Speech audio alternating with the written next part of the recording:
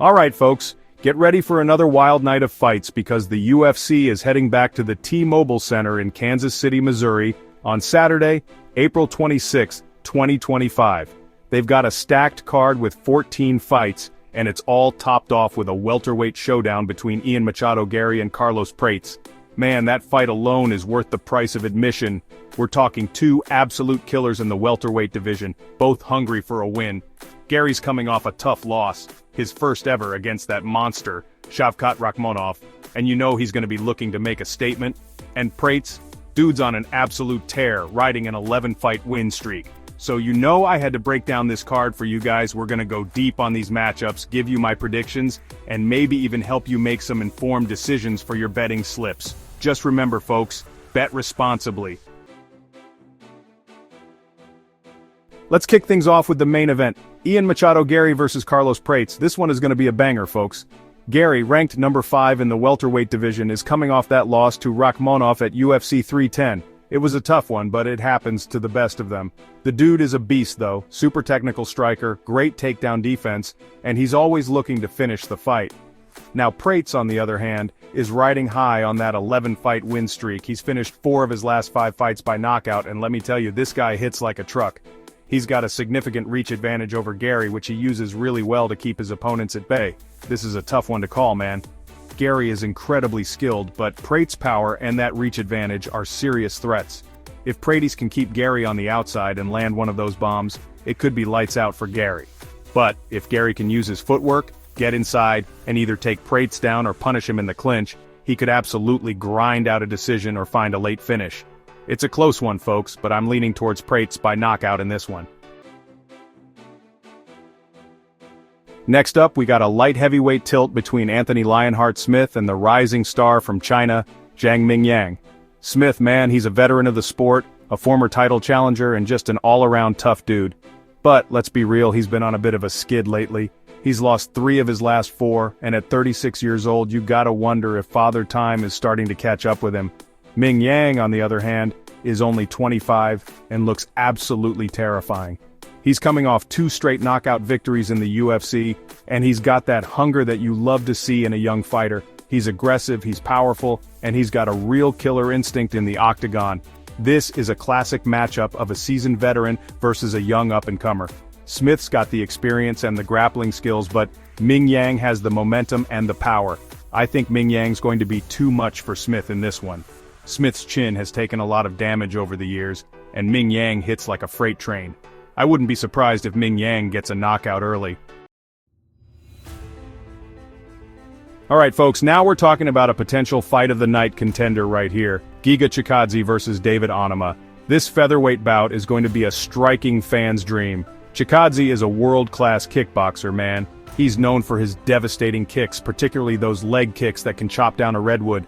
He's super technical, experienced, and he knows how to control distance. Onama, though, is no slouch on the feet either.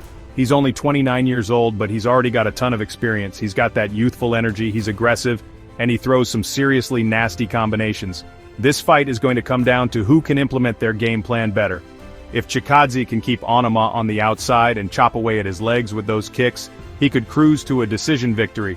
But if Onama can close the distance, get inside, and make it a brawl, he could catch Chikadze and potentially put him away. This is a tough one to call, but I'm leaning towards Onama by decision. I think his speed and power will be the difference maker in this one. Get ready for some fireworks, folks, because Pereira is stepping into the octagon against Abus Magomedov in a middleweight clash that's sure to be wild. Pereira is must-watch television, man. He's got this crazy, unpredictable fighting style where he's throwing flips, spinning attacks, and just generally trying to take your head off. He's super exciting to watch, but he's also got a tendency to gas out if the fight goes into the later rounds. Magomedov, on the other hand, is a very well-rounded fighter. He's got crisp striking, solid grappling, and he's shown that he can go the distance. He's the more technical fighter in this matchup, and he'll likely be looking to weather the early storm from Pereira and take over as the fight progresses. This is a classic matchup of a wild man versus a technician. If Pereira can catch Magomedov early with one of his crazy attacks, it could be over in a flash. But if Magomedov can weather the storm, take Pereira down, and grind him out, I think he can get the finish in the later rounds. This one is a coin toss, folks, but I'm gonna give the slight edge to Pereira by knockout. Next up, we have a welterweight bout between two guys who are always down to throw down, Randy Brown and Nicholas Dalby. Brown is a long, rangy striker with a 4-inch reach advantage over Dalby. He likes to keep his opponents at the end of his jab and pick them apart from the outside. He's got some slick submissions too, so he's a threat anywhere the fight goes. Dalby is a pressure fighter who likes to get in his opponent's face and make it a dogfight. He's got a granite chin, endless cardio, and he's never out of a fight. He's gonna need to find a way to close the distance on Brown if he wants to win this one. This is a classic striker versus grappler matchup. If Brown can keep Dalby on the outside and utilize his reach, he should be able to pick him apart and win a decision. But, if Dalby can close the distance and make it a dirty brawl, he could wear Brown down and potentially get a late stoppage. I'm leaning towards Brown by decision in this one, but don't count Dalby out. He's a tough dude who can make things difficult for anyone. Let's move on to the middleweight division for a clash between a rising prospect and a submission specialist, Ikram Aliskerov and Andre Muniz. Aliskerov is an absolute beast of a prospect. He's 14-1, undefeated in the UFC, and he's finished 12 of his 14 wins. He's a ferocious striker with dynamite in his hands, and he's got some serious wrestling skills to boot. Muniz, though, is a different kind of animal. He's a Brazilian Jiu-Jitsu black belt, who is known for his incredibly dangerous submission game. He's got 8 wins by submission on his record, including a couple of those nasty arm triangle chokes. This is a classic grappler versus striker matchup. Aliskerov is going to want to keep the fight standing and use his striking to punish Muniz, while Muniz is going to want to take the fight to the ground and hunt for that submission. I think Aliskerov is the more well-rounded fighter, and I think he'll be able to keep the fight standing and use his striking to get the win. But man, you can never count out a guy like Muniz. If he can get Aliskerov down, it could be a wrap. Chapter 7. Matt Schnell versus Jimmy Flick. We've got ourselves a flyweight scrap coming up between two guys who are always looking for the finish, Matt Schnell and Jimmy Flick. Schnell is a veteran of the sport who's been in there with some of the best in the world. He's a well-rounded fighter with good striking and a dangerous submission game. He's got 10 finishes in his 16 wins, so you know he's always looking for that stoppage. Flick is a submission specialist who's got some of the slickest grappling in the flyweight division. He's got 11 wins by submission on his record, and he's always a threat to tap someone out. He's also got a pretty decent stand-up game, so he's not just a one-trick pony. This is a classic grappler versus striker matchup. Schnell is going to want to keep the fight standing and use his striking to keep Flick at bay, while Flick is going to want to take the fight to the ground and work his submission game. I think this is a really close fight. Schnell has the experience advantage, but Flick has the grappling advantage. I'm going to give the slight edge to Flick by submission. I think he'll be able to get the fight to the ground and lock up a submission. Chapter 8. Evan Elder versus Gage Young. Up next, we have a lightweight bout between two prospects looking to make a name for themselves, Evan Elder and Gage Young. Elder is a well-rounded fighter with a ton of potential.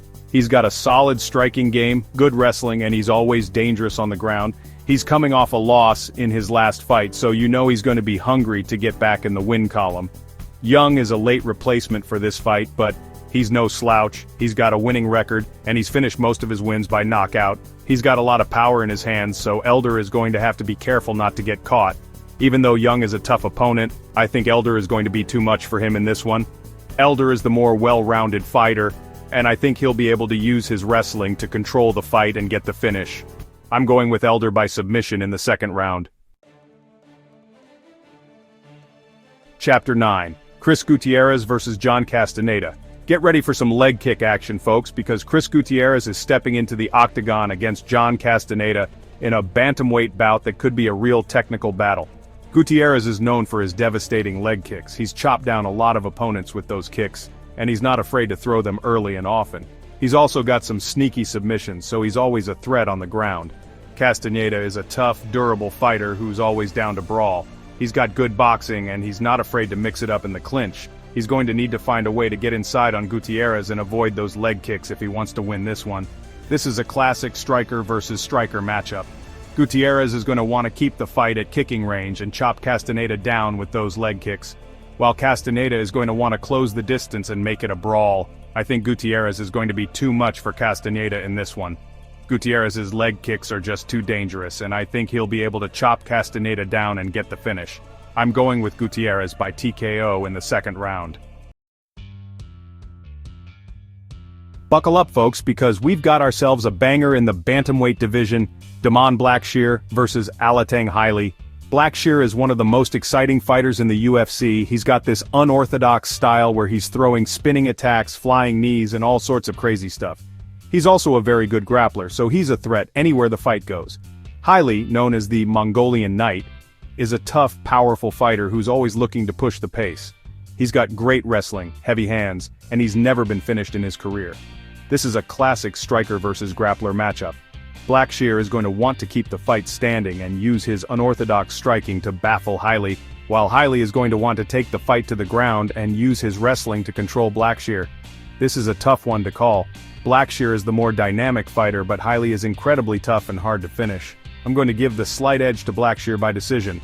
I think he'll be able to use his unorthodox striking to keep Haile guessing and do enough to win on the scorecards. We've got ourselves a battle of the prospects in the bantamweight division, Malcolm Wellmaker versus Cameron Saaiman. Wellmaker is a heavy hitter with a lot of power in his hands. He's got 5 first-round knockouts on his record, so, he's always looking to put his opponents away early. Saaiman is a well-rounded fighter with a bright future ahead of him. He's got good striking, solid wrestling, and he's shown that he can go the distance. He's also only 22 years old, so he's only going to get better. This is a classic striker versus striker matchup. Wellmaker is going to want to use his power to try to knock Saaiman out, while Saaiman is going to want to use his movement and footwork to avoid Wellmaker's power and pick him apart. I think Saaiman is going to be too technical for Wellmaker in this one. Saaiman is a very smart fighter, and I think he'll be able to use his movement to avoid Wellmaker's power and outpoint him on the scorecards. I'm going with Saaiman by decision. Get ready for a clash of styles, folks, because we've got a strawweight bout between a Brazilian Jiu-Jitsu ace and a Muay Thai striker Jacqueline Amorim versus Poliana Viana. Amorim is undefeated in her MMA career, and she's finished all but one of her wins by submission. She's a very dangerous grappler, and if she gets this fight to the ground, Viana is going to be in big trouble. Viana is a very experienced striker with a lot of power in her hands. She's got 8 wins by knockout on her record, so she's always looking to put her opponents away. This is a classic grappler versus striker matchup. Amorim is going to want to take the fight to the ground and work her submission game, while Viana is going to want to keep the fight standing and use her striking to keep Amorim at bay. I think Amorim is going to be too much for Viana in this one. Amorim is a very high-level grappler, and I think she'll be able to take Viana down and submit her. I'm going with Amorim by submission in the first round. We've got ourselves a featherweight scrap coming up between 2 tough dudes, Timmy Kwamba and Roberto Romero. Kwamba is a pressure fighter who likes to push the pace and wear his opponents down. He's got good cardio and he's always looking to get in his opponents' faces. Romero is a more technical striker who likes to pick his shots from the outside. He's got a good jab and he moves well. He's going to need to use his footwork to keep Kwamba on the outside if he wants to win this one. This is a classic pressure fighter versus counter-striker matchup. Kwamba is going to want to close the distance and make it a dirty brawl, while Romero is going to want to keep the fight at kicking range and pick Kwamba apart. This is a tough one to call. Kwamba is the more aggressive fighter, but Romero is the more technical striker. I'm going to give the slight edge to Romero by decision. I think he'll be able to use his footwork to avoid Kwamba's pressure and outpoint him on the scorecards. And in our final fight of the night, we have a women's bantamweight bout between 2 prospects looking to climb the ranks. Chelsea Chandler versus Jocelyn Edwards. Chandler is a powerful grappler with a knack for finishing fights. She's got good takedowns and she's very dangerous on the ground. Edwards is a more well-rounded fighter with good striking and solid takedown defense. She's also very tough and durable. She's going to need to use her movement to avoid Chandler's takedowns if she wants to win this one. This is a classic grappler versus striker matchup. Chandler is going to want to take the fight to the ground and work her submission game, while Edwards is going to want to keep the fight standing and use her striking to keep Chandler at bay. I think Chandler is going to be too strong for Edwards in this one. Chandler is a very powerful grappler, and I think she'll be able to take Edwards down and control her on the ground. I'm going with Chandler by decision. Man, what a card! From top to bottom, this UFC Fight Night event is stacked with killers, and I can't wait to see how it all goes down. We've got veterans looking to prove they've still got it, young guns hungry to make a name for themselves, and some potential fight of the night contenders sprinkled throughout. Remember folks, these are just my predictions. Anything can happen in the octagon, and that's what makes this sport so damn exciting. Bet responsibly, enjoy the fights, and let me know in the comments who you got winning. And hey, if you enjoyed this breakdown, hit that like button, subscribe to the channel for more fight analysis, and ring that bell so you don't miss any future uploads. We'll be back with more breakdowns, podcasts, and all sorts of fun stuff. Stay tuned, folks.